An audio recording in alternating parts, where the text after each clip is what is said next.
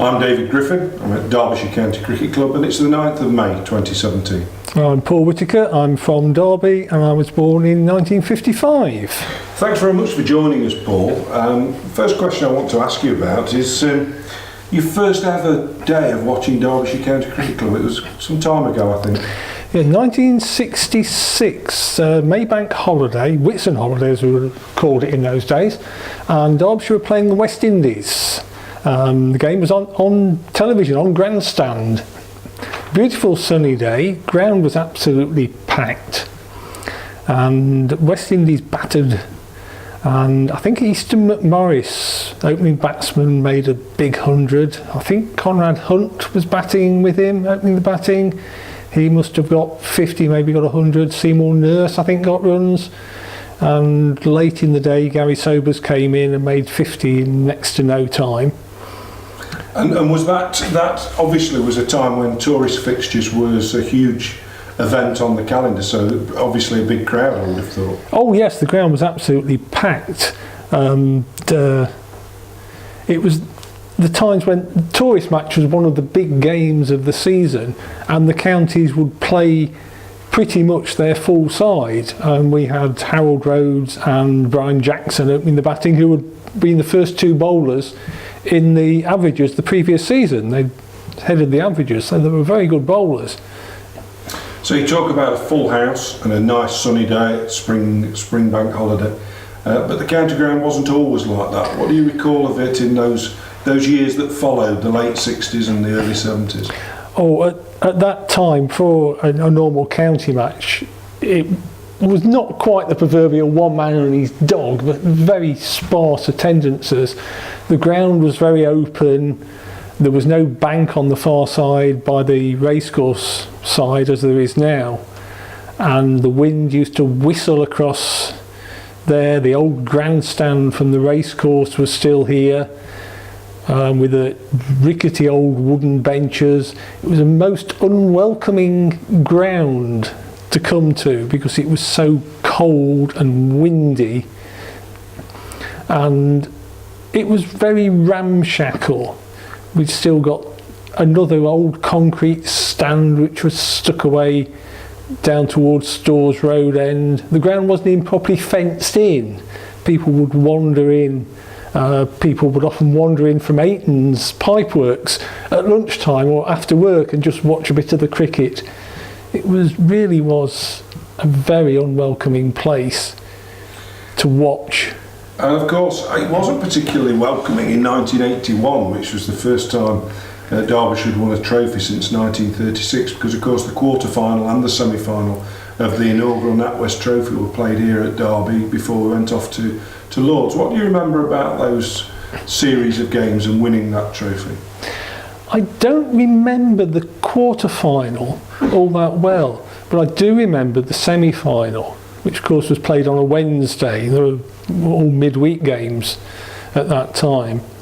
So I'd taken the day off work, and it was a pretty dismal, cloudy day, as I remember. And we were playing Essex, and Essex batted first, and they only made about 150. I can't remember any of the real details of their innings or of who bowled particularly well for us. And 150 in 60 overs, these days you'd think 150 in 20 overs, you would easily get those. But the state of the pitch and the outfield, and then Derbyshire had lost 2 wickets, and then it rained, and that was the end of the day's play. No Duckworth Lewis at that time. There was always a reserve day. So I got back home and phoned my boss up at work and said, the game's gone into a second day, can I have tomorrow off as well? What did he say? He said, yes, yeah, that's fine. Excellent. I know how much you enjoy your cricket, go and watch the game. So I came down on the second day, and Derbyshire began to lose wickets, and we got this young chap in who just making his way, Kim Barnett, and Kim batted absolutely magnificently. He made 40 odd and got Derbyshire into a position where we could possibly win the game.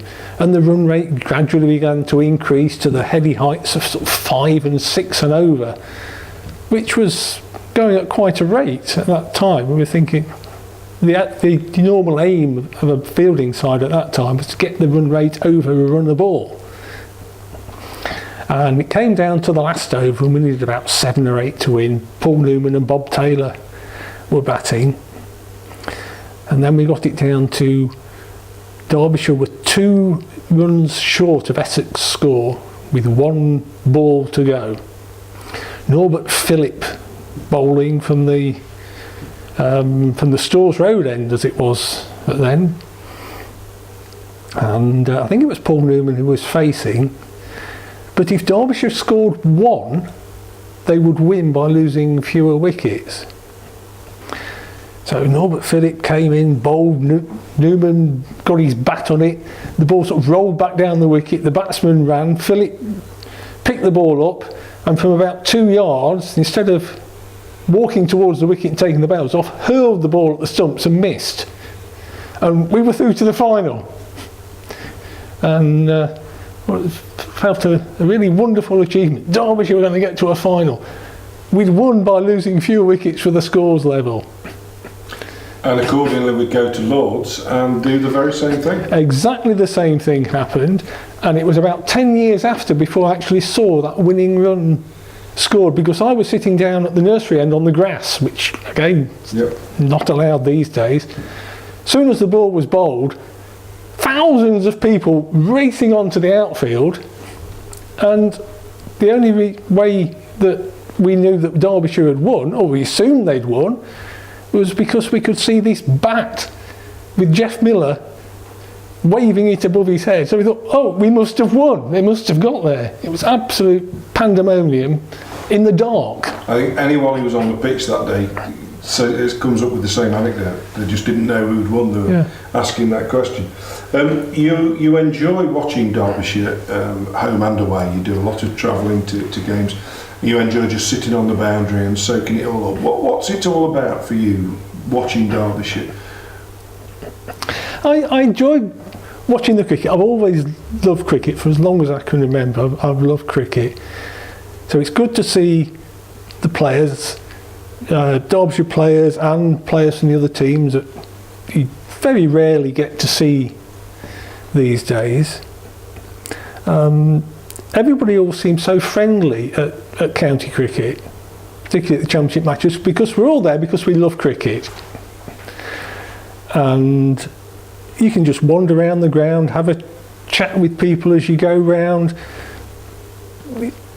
Somebody you may never even seen before, and you can just pass a comment and you can be standing talking for 10 minutes, half an hour, and then the following day or the following week you see that person again and you can just sort of carry on the conversation.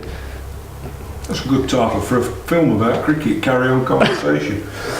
Yes. Before we finish, Paul, you've obviously got a fund of stories and anecdotes and memorable moments. Is there one particular one, maybe one from here at Derby, that stands out in your memory? Yeah, it's a day that probably most people would remember for something that happened in Mexico. In 1970, England were playing Brazil in the World Cup in Guadalajara, I think it was.